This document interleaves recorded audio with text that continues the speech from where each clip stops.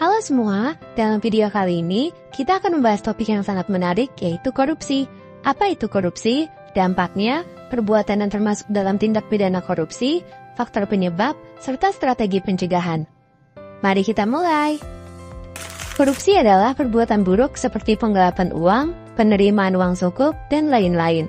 Korupsi tidak hanya merupakan masalah hukum, tetapi juga berdampak pada dimensi sosial, politik, dan ekonomi. Praktik korupsi dapat mengancam demokrasi, memperlambat pertumbuhan ekonomi, dan mengganggu stabilitas pemerintahan. Dampak korupsi ini bisa sangat merusak. Korupsi dapat memperlambat perekonomian satu negara, meningkatkan kemiskinan, serta menciptakan ketimpangan dalam pendapatan. Di Indonesia, tindak pidana korupsi mencakup berbagai perbuatan yang merugikan keuangan atau perekonomian negara.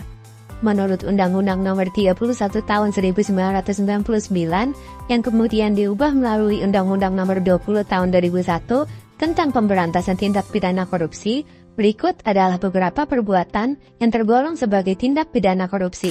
Yang pertama, kerugian keuangan negara. Memperkaya diri sendiri atau orang lain yang merugikan keuangan negara, sesuai dengan pasal 2. Yang kedua, suap menyuap. Memberikan atau menjanjikan sesuatu kepada pegawai negeri dengan maksud tertentu, sesuai dengan pasal 5, 6, dan 11. Yang ketiga, penggelapan dalam jabatan. Memalsukan atau menggelapkan barang milik negara, sesuai dengan pasal 8 dan 9. Yang keempat, pemerasan dalam jabatan. Memaksa seseorang untuk memberi sesuatu dengan kekerasan atau ancaman. Pasal 12. Yang kelima, perbuatan curang. Memalsukan dokumen atau informasi untuk kepentingan pribadi sesuai dengan pasal 13. Yang keenam, benturan kepentingan dalam pengadaan. Penyalahgunaan wewenang dalam pengadaan barang dan jasa sesuai dengan pasal 12. Gratifikasi.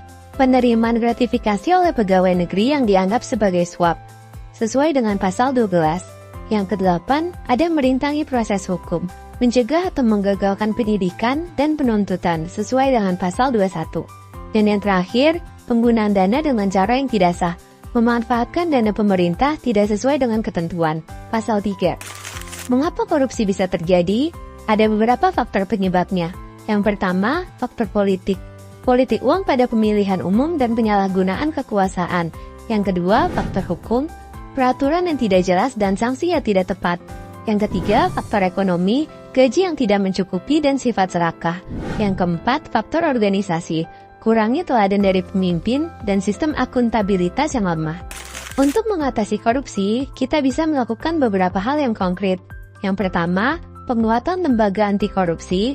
Yang kedua, transparansi akuntabilitas. Yang ketiga, reformasi hukum dan perundang-undangan. Yang keempat, pendidikan dan peningkatan kesadaran.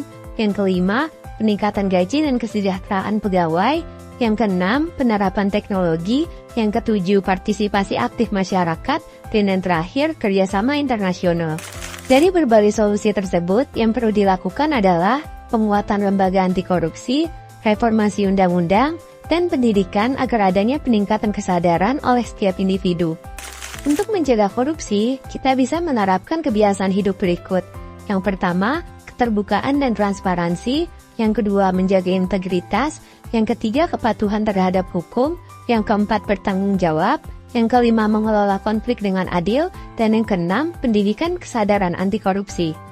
Selain itu, untuk mencegah korupsi, kita perlu memilih beberapa hal. Yang pertama, memilih pemimpin negara yang berkomitmen untuk mengurangi korupsi, membuat kebijakan anti korupsi yang ketat, memberlakukan hukuman untuk tindak korupsi yang sesuai dengan moralitas, dan yang terakhir, meningkatkan moralitas masyarakat melalui pelatihan praktek anti korupsi sejak usia muda.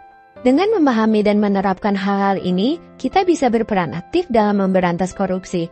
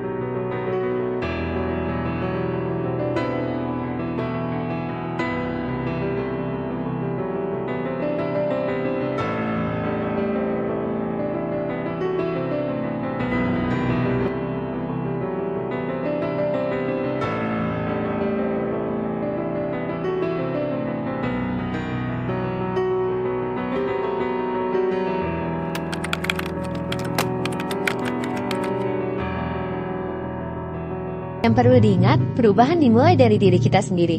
Mari kita bersama-sama bangun masa depan yang lebih bersih dari korupsi. Terima kasih sudah menonton, sampai jumpa di video berikutnya.